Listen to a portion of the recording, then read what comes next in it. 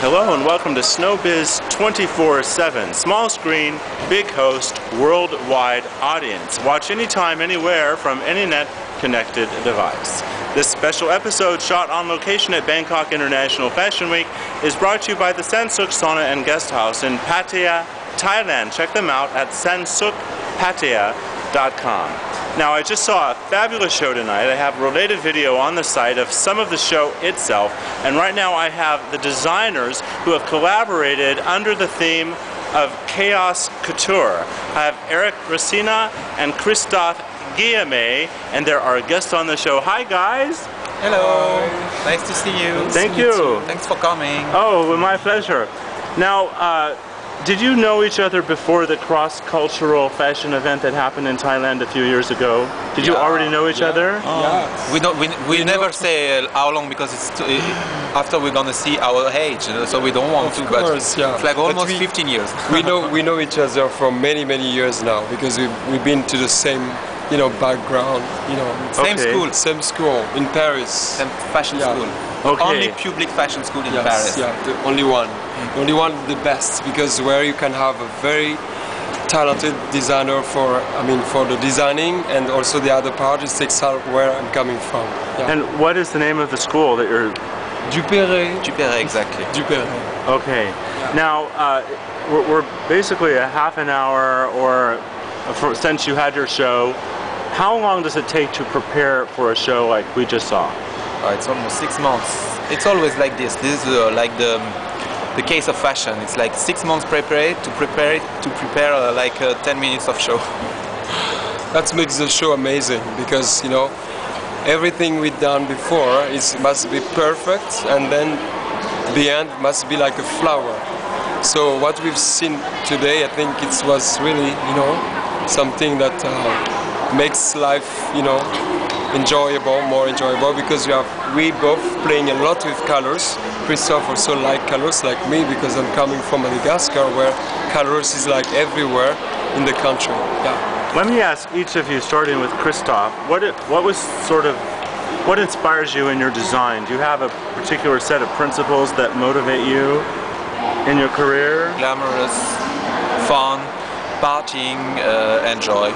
I think that's the best, because fashion is like such a difficult market, and so evolving, it's very fast and very tough, so I try to enjoy, and I don't know, everything is coming, I take it, and that's all. And Eric, what about you? Do you have a... Listen, I do love textile. That's my passion. I wake up every morning to find the new colors, the new texture, the new combination of fabrics. So fabrics gives me the shape. I'm not really drawing person.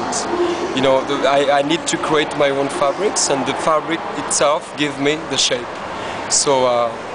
Now, all over the world, there are people who are longing to be in fashion, and fashion designers, and there's fashion schools and institutes and people who want to follow in your footsteps. So I'm wondering, each of you, what was like the biggest obstacle you had to overcome personally in terms of achieving your dream as a fashion designer? And what would you say to someone else that wants to actually follow in your footsteps? Listen, we love fashion, but fashion is at the same time is also something very difficult. And myself, I want to say, if you really like fashion, and then you have to do it with passion, because that makes sense. So myself, I love fabrics. As I said, I wake up in the morning to find the new texture because I love them. We need to have passion for doing fashion today. Yeah. I would say to stay focused, and to make strong proposals, and to have fun. At least that's what you can do. Voila, that's all. What's the biggest obstacle, Christophe, that you had to overcome in the fashion world? Or was it easy? Not so easy. It's never easy, but I try to remember only the good things happening. Okay, let's take that approach. What's one of the best moments you had in your fashion career so far? Maybe my first Paris Fashion Week show, because it was like the first time I was showing between all the other big names. and that was maybe the moment when but I also enjoy when I go abroad, like in Asia. I've been twice. It's my third time here, and 2 times in Busan, Korea. So, and each time it's like a big production that I could never afford in Paris because the price are like 10 times what they cost here. So it's like here that I have like the show that I will dream to have in Paris. I mean, like in terms of lighting and all the, I don't know, like 1,000 people coming. In Paris I have 500, which is quite enough, quite big during the Paris Fashion Week. And Erica, what's one of your big moments in your career? Listen, I still remember today. That was in 1998. That was in the desert. One of the crazy African designer, which is well, I don't remember his name, but he's coming from Niger, and he organized Alpha Day. He's the biggest, I mean, one of the biggest and talented African, designer. So I was very lucky because that was like a few years ago, and they chose me to represent Madagascar, and it was a fabulous fashion show in the middle of the desert, and where I had this opportunity for the first time in my life to share the catwalk with YSL, with Paco Rabanne, with Thierry Mugler, with Kenzo, and that for me was because it was in Africa, and I was like just starting to do my show. That was the second show I did in my life, and I was in the middle of a desert. 1,500 people coming from everywhere in the world. I was in the middle. I was like small, just start, so I was very impressed. Yeah, and I think that moment gives me really okay. I need to show something to the world. Yeah. So this is an international career. What are some of the countries that your designs, Christophe, are available in? How do people find your designs if they're inspired and they want to find them? Actually, there's my own website, which is under my name.fr, and after there's like multi-brand shops, like in Japan, in Korea, Seoul. There's Middle East, Dubai, Qatar. After there's Europe, some Russia.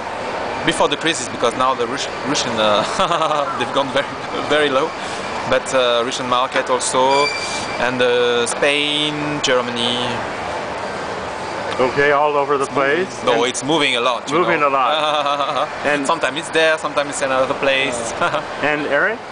Listen, I love traveling. So from Madagascar, I moved to Paris for my studies, and now I'm based in Asia. So actually, I have my one workshop in Cambodia, which is next door from Bangkok.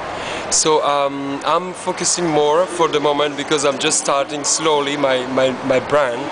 Because everybody knows me for the textile. I used to sell them for YSL, for Dior, for Jean-Paul Gaultier in Paris. So from few years now, I keep everything for me.